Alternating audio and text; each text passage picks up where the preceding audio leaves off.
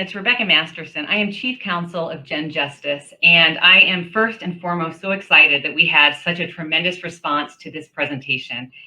Every time we host a presentation, I am inspired by the amount of people that want to learn more about the foster system and advocate for the kids in foster care. So thank you. For those of you, and I know there's quite a few of you, that have attended one of our educational presentations before, this is a little different. We're trying a new series, and it's a lunch and learn. And we are going to pack in as much information as I can in the lunch hour. So what we're going to do this time is I'm going to go from beginning to end, and I'm going to do the entire presentation, and we will do questions at the end. So feel free, you all have a Q&A chat box. Feel free to put all your questions as you go along or write them down and save them for later, and I promise we will get to them. And we have one of our lawyers, Brittany, is monitoring and sorting the questions, so I promise you we will get them. So without further delay, let's get started because I know we're on a time frame here. We're here to talk about a new law, SB 1391, and we're going to understand Arizona's new law that gives an attorney to every single foster child. If you can tell by my smile, I am ridiculously excited about this. Before we start, for those of you who don't know, let me tell you a little bit about Gen Justice. Gen Justice is a Phoenix-based nonprofit, and quite simply, we work to mend the child protective system. We are working to mend the foster care system. We do this in many ways. One of the ways we do it, and the way that I'm most familiar with, it's my job here, is we develop laws that put the child front and center of their court case. So we've passed about a dozen laws at this point, over a dozen actually. Most have been in Arizona, but as I sit here right now, we are helping pass legislation in 5 states. So we are now having a nationwide reach. And every single one of the laws that we pass at Gen Justice, that we help pass, focuses on what's best for the children that are in the foster care system.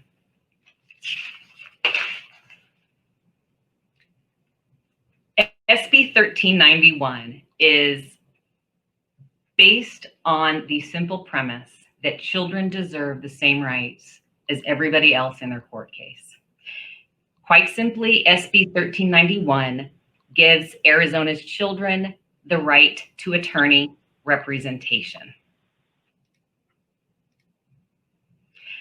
Before I get into the nitty-gritty of the bill, let me tell you that it passed unanimously. And I say that because it makes me really, really proud of Arizona and our state.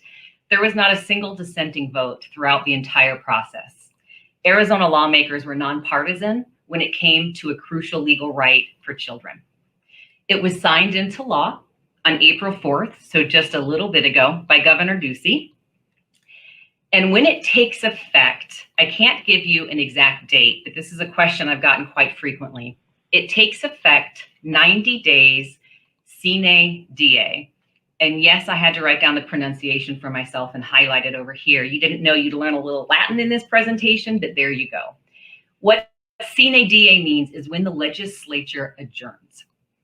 Let's see, about 2 years ago, not last year because of COVID, about 2 years ago, the legislature adjourned at the end of May, which would mean that this law would take effect at the end of August. So that's something that you can check the websites for of when the legislature adjourns.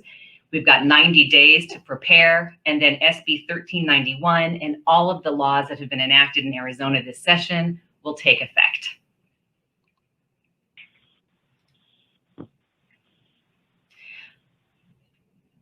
As I think just about all of you know, when a child enters foster care, a court case is started. So prior to this law, in that court case, parents were guaranteed an attorney. The department, DCS, was guaranteed an attorney. The children were not guaranteed an attorney. So I know a lot of you are thinking right now, like, wait a minute, Becca, I'm pretty sure that my foster child had or has an attorney. Can you tell me what the difference is and why this law is so important? And I would absolutely love to. First of all, if any of you are from Pima County, you're absolutely right. The child in foster care that you were taking care of had a child lawyer.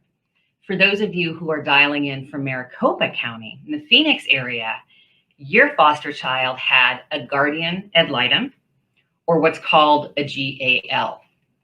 Now in Maricopa County, the GAL had a law degree. So the GAL was actually a lawyer. Now that was practice, that was not law, and that could have changed at any time. But the practice was that Arizona GALs had law degrees and were lawyers. But this is the crucial difference. GALs did not represent the child. Okay? GALs did not have an attorney-client relationship with the child. This law changes that. Let's talk a little more about that.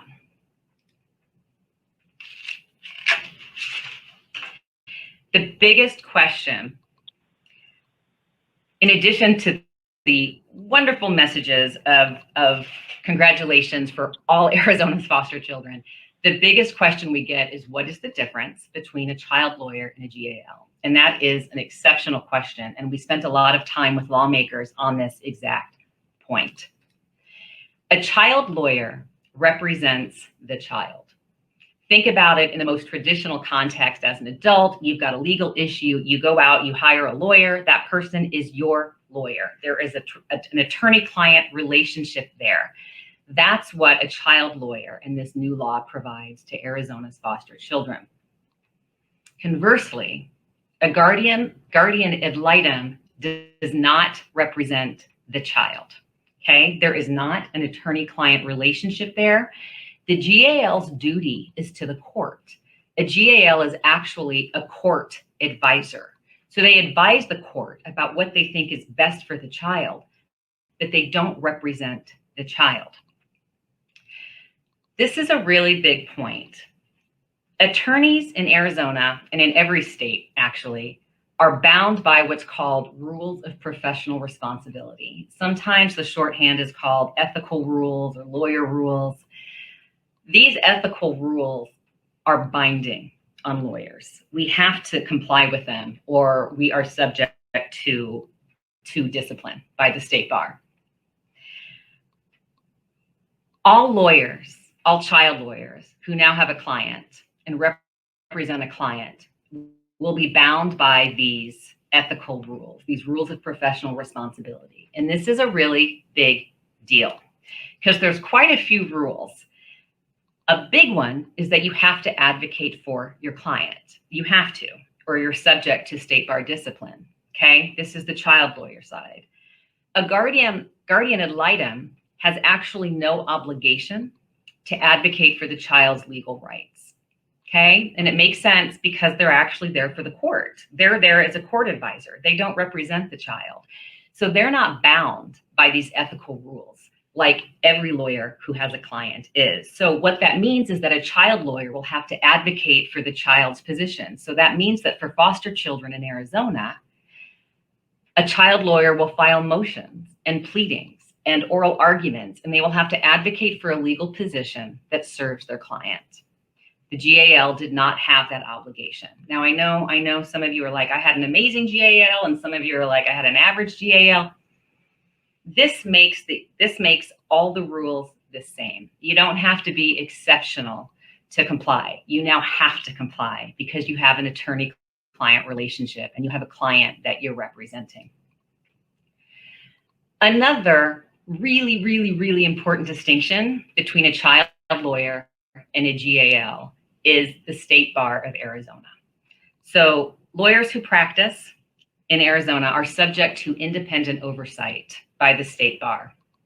So these ethical rules that I'm talking about, these rules of professional responsibility, if a violation of one of these rules is reported to the state bar investigates and, if warranted, disciplines that lawyer. So I'm sure a lot of you have heard the phrase disbarred or lawyer sanctioned or censured. This is that process. There is an independent investigatory process that makes sure that lawyers are complying with their ethical rules. Because the GAL isn't obligated to necessarily comply with those rules, the state bar oversight isn't triggered. And so this is also a huge and critical protection for kids in foster care.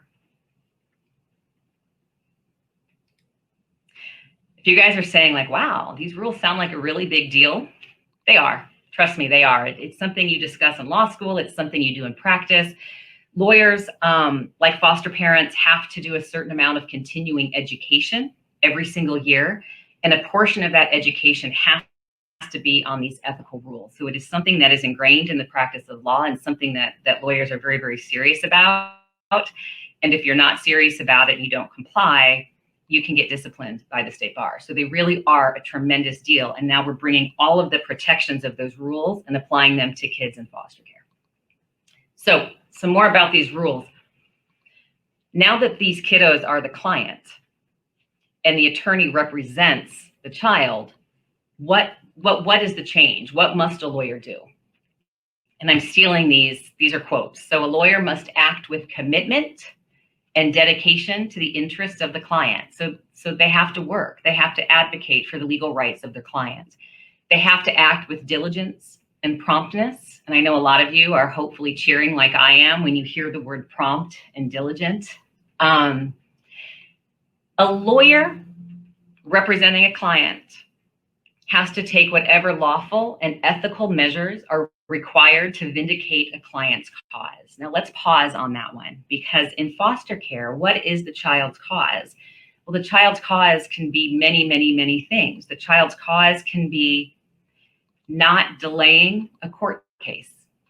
A child's cause can be permanency. A child's cause can be seeing siblings. A child's cause can be any number of things that's in the best interest of the child.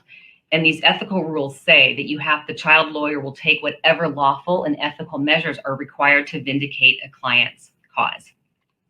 And then finally, in an attorney-client relationship, a lawyer must make efforts to expedite the court case. That means no undue delays. That means no unnecessary continuances.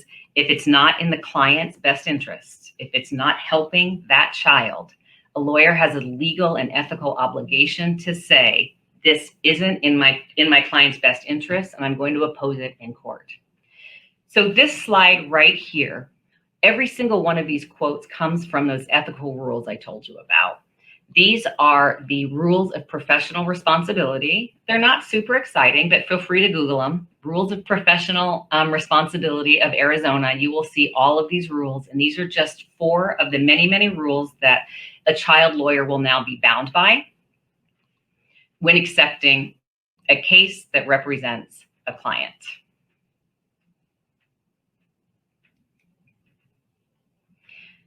Let's get really specific. What will this mean for kids in your care? What I expect it to mean, what I certainly hope to see, and what I know the Office of the Child Lawyers is intending to provide for these children with attorney advocacy are less court delays and unnecessary continuances. And that comes up a lot. And I see it and you see it. And somebody in the case has what we consider sort of a weak excuse to not be able to attend a hearing, and that bumps the hearing for the child off several months. Now the child's lawyer has the right and the duty and the obligation to say, let's get a quicker date, or let's not move it at all. I think this will also mean more motions filed on behalf of children.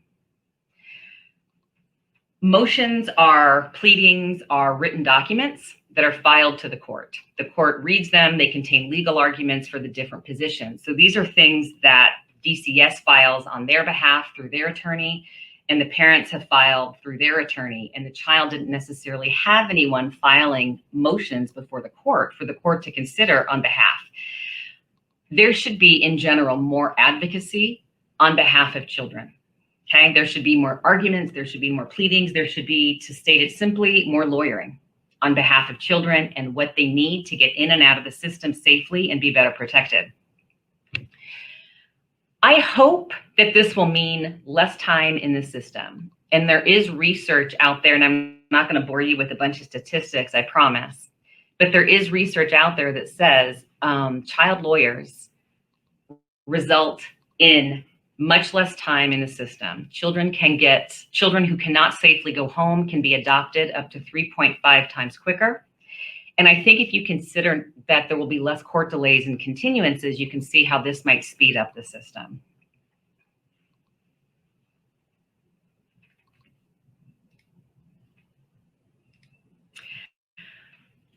We are not, and by we I mean Arizona. Arizona is not the first state to appoint lawyers for foster children.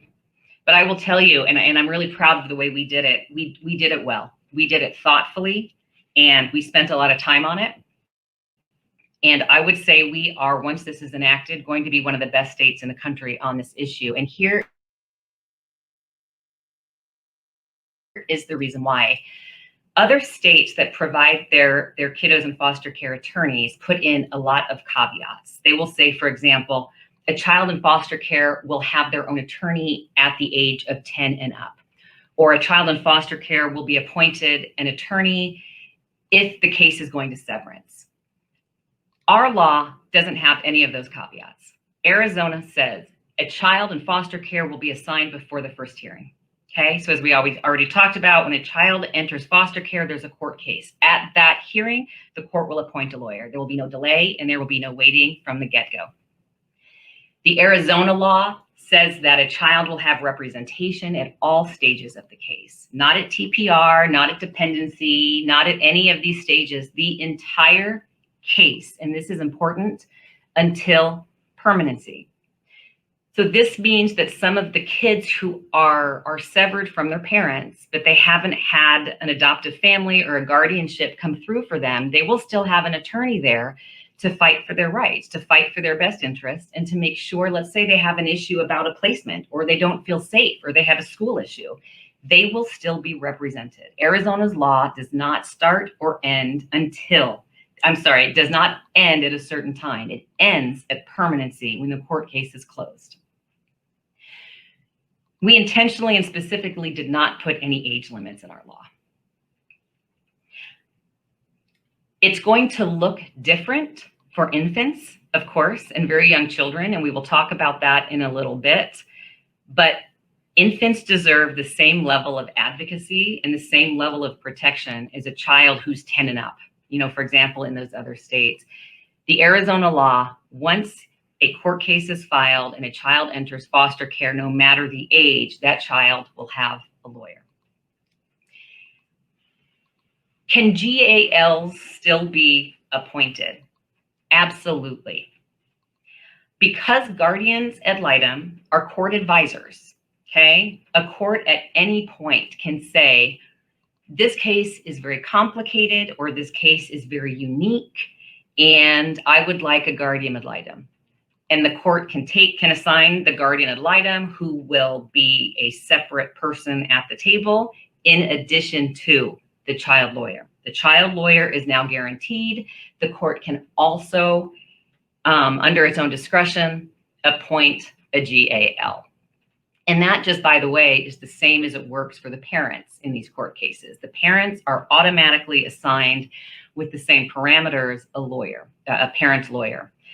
A court can always say, this is tricky. I think I need a GAL to advise me on the bench, and that's perfectly acceptable, and this law does not change that. CASAs. CASAs have not changed in this law. CASAs may absolutely still be assigned. There is nothing in this law that's going to change the important role of CASAs in Arizona.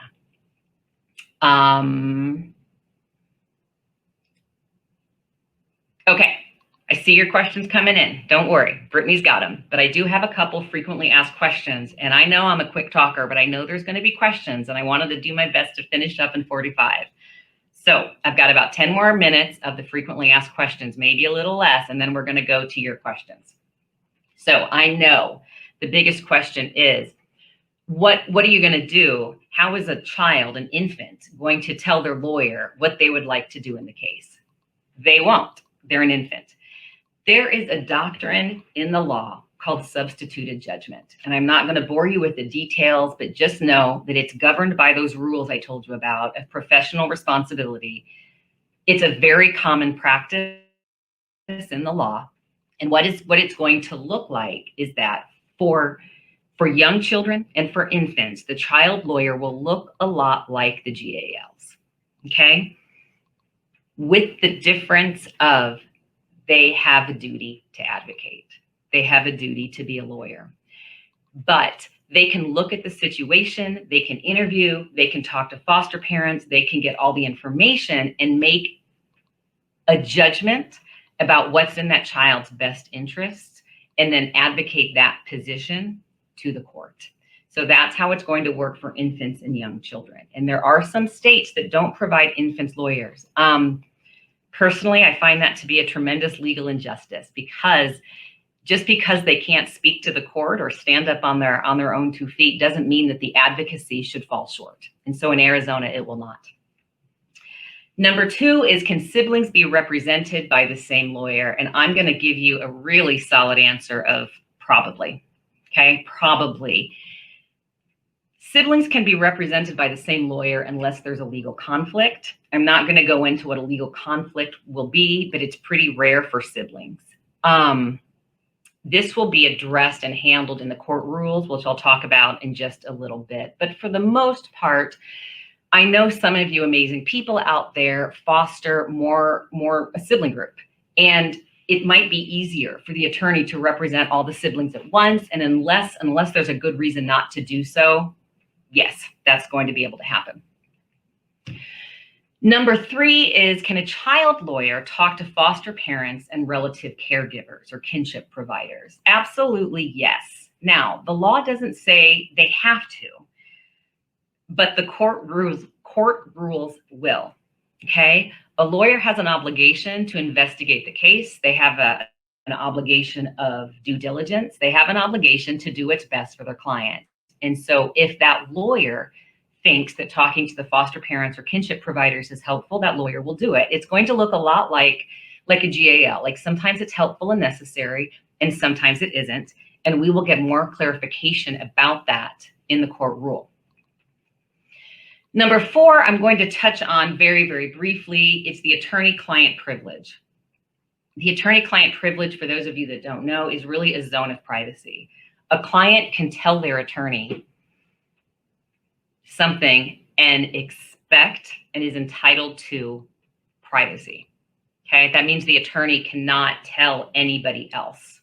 Okay, now more often than not, when a client tells their attorney something, the attorney asks them if they can alert the court, or can I use this in a motion? Of course, that's just the practice of law. But what I have found is that it's really very helpful to children. It protects them. Oftentimes, the attorney-client privilege protects children from a disclosure that would put them in harm's way, okay? Because this privilege did not exist before this law. So if a child told a guardian ad litem something that might put them in harm's way, the GAL had no choice but to inform the court in open court sometimes. This will not happen anymore. But for those of you that are worried that the attorney-client privilege, if a crime is about to be taken, please do not worry. There are also exceptions to this rule. Finally, what are court rules? Because child lawyers are appointed by the court, it's a court function. Okay, so the procedures and the details and the nitty-gritty of how this is going to happen are all going to be encompassed in court rules. So when a law changes that affects what the court is used to doing, the next step is to develop and change the rules that support it. So that's where we are in the process now. There is a committee of people, and we have certainly lent our voice to this committee and are actively lending our voice to this committee of what the court rules need to do to supplement the law and make it work as absolutely solidly as possible for Arizona's foster children. Court rules will have some really boring things in there, like, time frame of motions, but it will also have some things in there like, does the attorney have to investigate and talk to the foster parents? It'll have some really good information in there, and they are always published once they are drafted.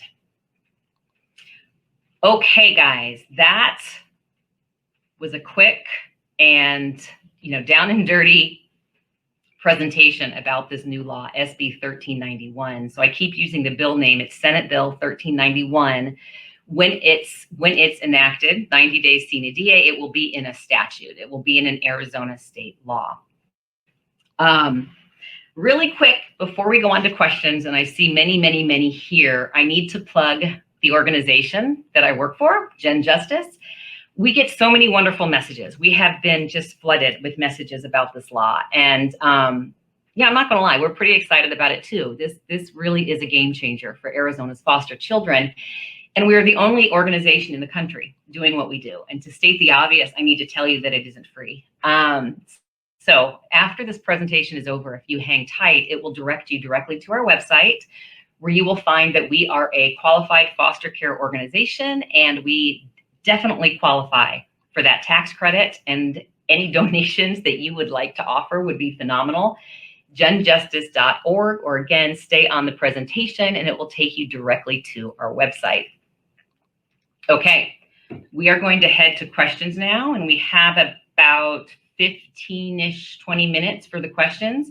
So I've got Brittany here, and she is the lead attorney for our Children's Law Clinic, and she has been monitoring because I know we have a lot of duplicative questions, and she's going to read them, and we're going to do our best to answer everything. Hi, everyone. This is Brittany. Lots of great questions have come in, and I'm just going to go through them. So I'll start with this one. Rebecca, how will ICWA interact with the appointment of a child's representation? That is a phenomenal question. ICWA children are in the state court system like any non-ICWA child until they aren't, for lack of a better word, until and unless a tribe comes in and removes the case because the tribe has jurisdiction. So the quick answer is, as long as that child is in a Arizona Superior Court, that child will have a lawyer. Okay, so once that court case is filed for a child that is ICWA qualified, that child will have a lawyer. Now, if the tribe removes the case, then our state law does not apply, and that's a completely different system. Great question, and I will be filling out answers to these just for everyone listening as well, and we'll publish them just to avoid the duplicativeness. So hang tight for that. A similar ICWA question, Rebecca, is, are there any restrictions if it's an ICWA case? And so you kind of answered that, but it's a little different than the one that we just had. I mean, I will say that ICWA is very different, as those of you ICWA certified know. And so all I'm really able to talk about right now to keep this presentation short and sweet and a lunch and learn is the effect of this bill on a child that is ICWA qualified. So again, if that child is in Maricopa County Superior Court, for example, that child will have a lawyer with the same protections that we just discussed. If that case is removed, it would be up to the tribe. Great. Some people are asking, will they get a copy of this PowerPoint? Sure. Sure, we can make that happen. How about this? How about I say yes, absolutely, if you want it. How about I will send it to everybody who registered and attended the list. And if I miss you, or if Brittany misses you, the email that you can follow up with is hello@genjustice.org. hello@genjustice.org. But yes, we will send it out after the presentation. When this goes into effect, what kind of training about the foster care system and processes will child lawyers be required to have? Phenomenal. I'm sure there are, oh, sorry. There's, go ahead and answer that. There was a little more, but it wasn't a question part. That's a great question. And let me just tell you that the head of the Maricopa County Department of the GALs was on board with this bill. He's excited about this bill, and he will also be in charge of the training. And he has asked for our input on that, and that will be something that will be encompassed in the court rules. So that's something that we passed this law. Again, we kind of have to wait for these rules to come into play. but there will be a training component, absolutely, to this, because it is a different role.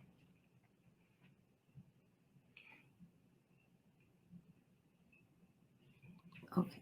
And similarly, there were some questions on, sorry, I scrolled to the wrong part. What the expectations of these attorneys will be in terms of training in things like trauma, as well as the overall foster care system and specifically juvenile court.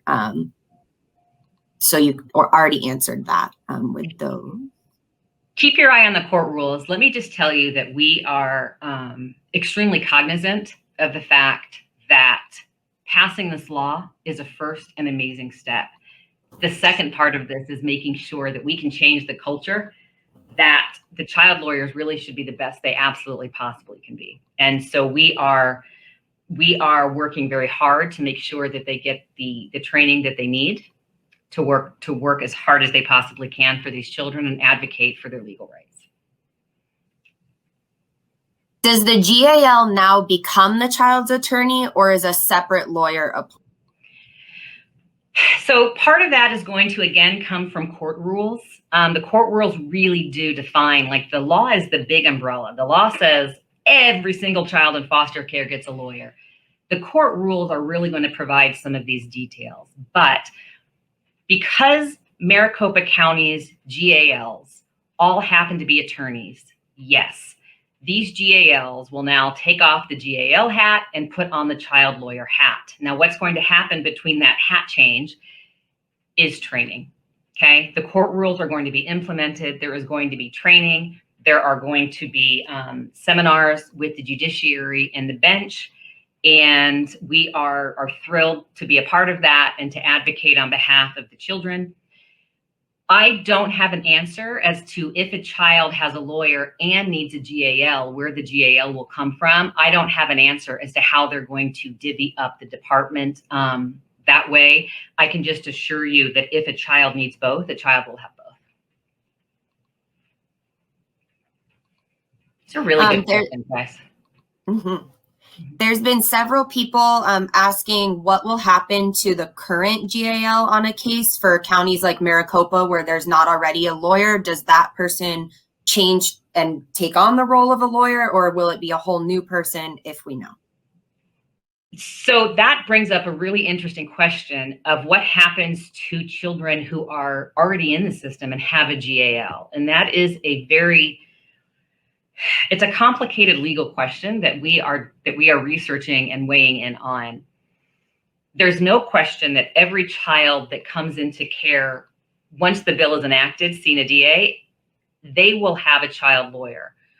The children currently in care, if that transition is made from GAL to child lawyer, I think it could be the same person. They may decide to appoint a new lawyer, but for consistency's sake, it would probably be the same person. But again, I'm speaking about something that may be addressed later. So there's a little bit more information that we need to do now that this has been signed to get that answer to you.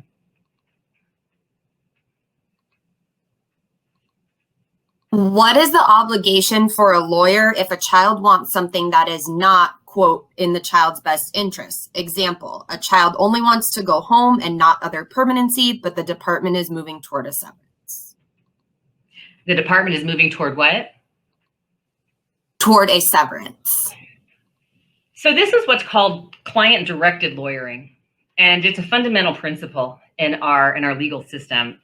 That could happen. You could have a 16-year-old child who is going to direct his or her lawyer to argue for something that somebody else may not feel is in his or her best interests. Okay, and a couple things can happen here. First, I want to say that I think it's very important that we listen to the voices of the children in care. Okay, I think it's important that they have the same legal rights provided to everybody else in that courtroom. Second, if the child is promoting his or her own argument that's not in their best interests, like this example said, DCS usually has that covered through their attorney. Okay, so if you've got a kiddo that's saying I'm forcing my child or I'm forcing my lawyer to argue that my permanent case plan should be a vacation to Costa Rica, I mean, that's great. But the other lawyers in the case are probably going to put forth some more solid arguments before the court. The third thing that will happen is don't forget that a court can appoint a GAL. So if you have a very tricky situation where a child lawyer is making an exceptional argument for something that the court just isn't sure is in that child's best interests, the court can apply a GAL, that guardian ad litem, to do a separate investigation and advise the court. So there are ample protections for this situation. Just to follow up on that, one question we've gotten a lot is, now that these kids are represented by attorneys, can they waive their representation? And the answer, like most everything else, is it's going to be up to the court, and it's never happened. It's never happened in Pima County, where they've had child lawyers for years. I've never seen a successful case, and I have asked around, that there has never been a case where a child was able to convince a judge to not give them some sort of protection through a GAL or a child lawyer. So you need to remember that all of this lawyering is arguments that go before a court, and the court is the one that makes the ultimate decision. And if they don't feel that they can make the decision without additional help, they'll get the additional help.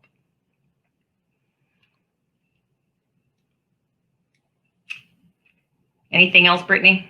Yes. Sorry, I was clicking back to that. Will the child keep the same lawyer throughout the case? I can't answer that. I mean, in an ideal world, of course, but there's turnover and kids move. And I mean, I'm sure that the goal will be to keep it as solid, as stable as possible, but some of that is just out of the control of the law. Does this law change the timeline when a foster placement becomes a kinship relationship? No, that's a completely separate law. And I think you're referring to, that was our law also. So I can speak on that pretty solidly. You're talking about a licensed foster placement who has had a young child for 9 months or more becomes what's considered a kinship or fictive kin placement. This law has nothing to do with that. This law actually, in my opinion, would bolster that law, because if it's in the best interest of that child now has a lawyer to advocate for that law. They have the oversight to make sure that the law is being followed. Good question. Will the attorneys be able to continue to use a social worker to see the children on their cases, or will they have to see them themselves more frequently? I hate to keep saying this because I would love to know the answer to that myself, but that's going to be court rules. That'll be discussed in court rules. I don't know the answer. We will know the answer, but I don't know that today.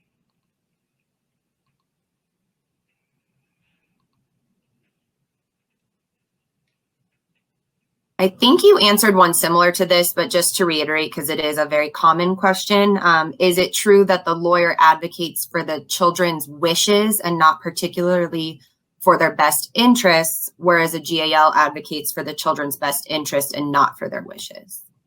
So there's a lot to that question. First of all, the GAL has no duty to advocate at all. So if you have a GAL who's been advocating, fantastic. But that's not what the law doesn't require that. The law will now require an attorney to advocate. And the answer is yes, sort of. I mean, it is different because we're talking about children. But for young children, no. For young children, the lawyer will advocate a best interest assessment usually. For older children, the attorney will likely argue exactly what that child wants. Now, that doesn't mean that there's not legal counseling and legal recommendations and meetings with their client on the side. I mean, that's what we do as lawyers. And the lawyer can absolutely tell the child, like, kiddo, I know you want to go home, or I know you want XYZ, but it's not safe and it's not going to happen. So let's have an alternative position. That happens all the time. And that is just good lawyering.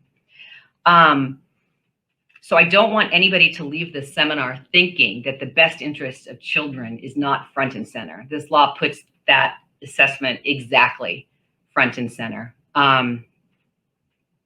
Yes.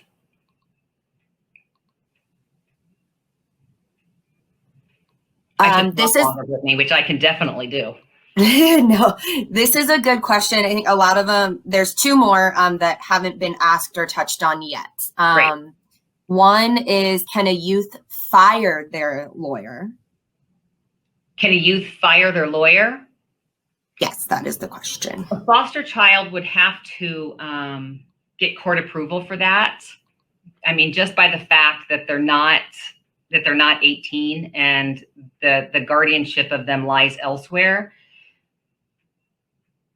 But I can say in certain circumstances, I can see that happening similarly, well, identically to how a parent's lawyer could advocate for a change in lawyer. So if a child were to ask a lawyer, this isn't a fit for me, I want to fire you, the lawyer would be obligated to present that to the court, and then that would be a court decision. And then the last one that hasn't been addressed in any of these answers or the PowerPoint is, will you offer another webinar to update everyone after the law has gone into effect? Well, we would love to, and it would either be me or Brittany, and that is a great way to end because any future webinars or series or education that we do, the easiest and best way to find out about them, as you already know, is by subscribing to our website, genjustice.org. And occasionally we are going to have webinars that are not sent out to bulk emails, but we will send them to an internal email address of people who have asked for information. So again, if you haven't subscribed, please do. If you have questions or follow up on this, again, hello@genjustice.org. Part of Gen Justice is a children's law clinic, and part of that clinic are educational series like this on the legal rights of children and other varying topics. And so I hope you like this format because it's a great way, A, in COVID, but B, just to take a quick lunch hour and get a little information out there. And if you have ideas for webinars or things that you're confused about, we would love to learn them. But please know that one of the things we will be doing this year is offering more courses and education and PowerPoints like this on different laws and different issues. So my quick answer without having prepared that is that we could absolutely do something like that after the court rules are cemented.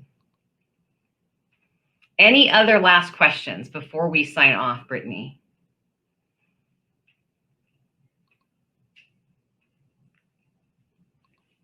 Let me just scroll through quickly one last time to see. I think we touched on most of these.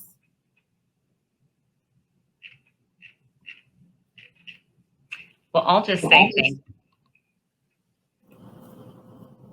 Are we good? There's a couple more, but I don't think it's ones we have answers to. It'll depend on the court rules and things. Okay, so cool. Well, because we're heading into 12:15, and I really wanted to keep this short and a good 45-minute lunch hour. So for those of you that are working, you can go grab your sparkling water, which would be my beverage of choice, and take a quick break before you go back to the office or your children or whatever you're doing today. And I just want to say thank you again. Our turnout for this was phenomenal. And that is amazing to see that all of you want to help support these kids in foster care. Lastly, I'm going to do a plug again, genjustice.org. If you missed anything or have a question, please email hello@genjustice.org, and we will get it to the right person and make sure that you get an answer to your question. And thank you very much. We'd love to get your feedback on how you liked this format, and we'll keep you in the loop. Thank you.